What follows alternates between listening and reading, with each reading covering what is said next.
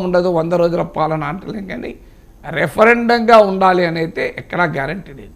అది నేను ముందు చెప్తున్నాను. చాలామంది ఏమైందంటే గెలిచినాక ఓడినాక దాన్ని ఇంటర్ప్రిట్ చేస్తూ ఉంటారు. రాజకీయ నాయకులు రెఫరెండం అంటారు, లేక మీరు రాజకీయ సన్యాసం అంటారు, ఎన్నికల తర్వాత మళ్ళీ రకరకాల కొత్త ఇంటర్ప్రిటేషన్లు ఇస్తూ ఉంటారు. బట్ డెఫినెట్గా అసెంబ్లీ ఎన్నికల ఫలితాలకు లోక్సభ ఎన్నికల ఫలితాలు ఒకే రకంగా ఉండొచ్చు, ఉండకపోవచ్చు. రాష్ట్ర ప్రభుత్వ పనితీరుపైనే లోక్సభ ఎన్నికల ఫలితాలు ఆధారపడవు.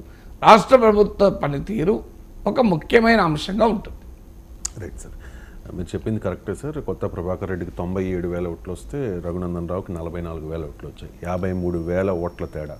సోల్పేట సుజాత మీద 2020లో జరిగిన బైపోల్ ఎలక్షన్స్లో ఒక రఘునందన్ రావు 1000 ఓట్ల తేడాతో గెలిచారు సార్. అదే చూడండి, 1000 ఓట్ల తేడాతో గెలిచిన వ్యక్తి 53,000 ఓట్ల తేడాతో ఓడిపోయాడు. అంటే ఎన్నికలు ఎంత విచిత్రంగా మారుతాయంటే దానికి ఇదే ఉదాహరణ కదా. ఇక ఫోన్ ట్యాపింగ్ వ్యవహారం చుట్టూ తెలంగాణలో రాజకీయం చాలా రసవత్తరంగా నడుస్తోంది సార్. భారతీయ జనతా పార్టీ కూడా డిమాండ్ చేస్తోంది కేసీఆర్ బాధ్యత వహించాలి, సమాధానం చెప్పాలి, కేసును సిబిఐకి అప్పగించాలి అని చెప్పేసి. సో ఈ ఫోన్ ట్యాపింగ్ వ్యవహారం అంటే ఈ ఫోన్ ట్యాపింగ్లో ఇంకా విచారణలో ఉంది. అసలు ఆ ఎవిడెన్స్ ఏంటి, మెటీరియల్ ఏంటి అనేది మన ముందు లేకముందు మనం విచారణ పూర్తి చేసి శిక్షలు ఖరారు చేయకూడదు.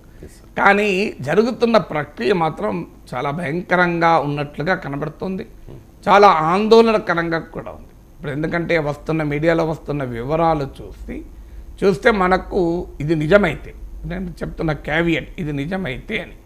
ఎందుకంటే నేనే మీడియా ట్రయల్ చేసి శిక్షలు విధించకూడదు. కానీ చాలా ఆసక్తికరమైన అంశం ఏంటంటే ఈరోజు పుంకాలుగా టెలిఫోన్ ట్యాపింగ్ పైన వార్తలు వస్తున్నాయి, కాంగ్రెస్ నేతలు మాట్లాడుతున్నారు, కానీ బీఆర్ఎస్ ఎక్కడ సీరియస్ కౌంటర్ ఇవ్వడం లేదు. రైతుల సమస్యలపైన మాట్లాడుతున్నారు, కాంగ్రెస్ ప్రభుత్వం పైన మాట్లాడుతున్నారు, రేవంత్ రెడ్డి పైన పర్సనల్గా అటాక్ చేస్తున్నారు.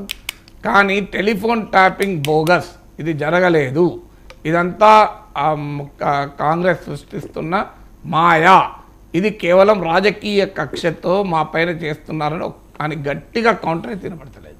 అందువల్ల అనుమానాలు పెరగటానికి అవకాశం ఉంది. సో ఇప్పుడు ఇందులో అనేక కోణాలు, మరీ ముఖ్యంగా అప్పటి కాంగ్రెస్ రాష్ట్ర అధ్యక్షులు ఇప్పటి ముఖ్యమంత్రి రేవంత్ రెడ్డి పైన ప్రత్యేకంగా నిఘా పెట్టారని ఒక టెక్నికల్ కన్సల్టెంట్ రవి పాలేదో ఉంది అని పేరు. సో ఆయన ద్వారా ఒక సాఫ్ట్వేర్ కంపెనీకి ఒక సాఫ్ట్వేర్ కొన్నట్టుగా ఇజ్రాయెల్ నుంచి ఒక నిఘా సాఫ్ట్వేర్, ఇజ్రాయెల్ మనకు తెలుసు పెగసస్ ఇవన్నీ. సో ఆ నిఘా సాఫ్ట్వేర్ కొని దాన్ని రేవంత్ రెడ్డి ఇంటి దగ్గర ఈ టెక్నికల్ కన్సల్టెంట్ ఓ ఇల్లు తీసుకొని రెంటుకున్నాడని ఉండి దాని రేంజ్ 300 మీటర్లని, 300 మీటర్ల దూరంలో ఉన్నాయి, ప్రతి ఒక్కటి ఇందులో రికార్డ్ అవుతుంది. అలా రేవంత్ రెడ్డి ఇంట్లో జరుగుతున్న అన్నీ కూడా విన్నారు అన్నది అభియోగం.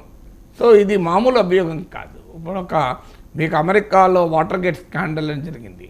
సో ప్రతిపక్షాల సమావేశానికి రహస్యంగా విన్నందుకు ఒక దేశాధ్యక్షుడే రాజీనామా చేయాల్సి వచ్చింది. అన్ఫార్చునేట్లీ మన దేశంలో ప్రైవసీ ఇలాంటి కాన్ఫిడెన్షియాలిటీ ఇలాంటి వాటికి పెద్దగా ప్రాధాన్యత ఇవ్వడం మన దగ్గర. కానీ it's a very serious matter if it is true. ఎందుకంటే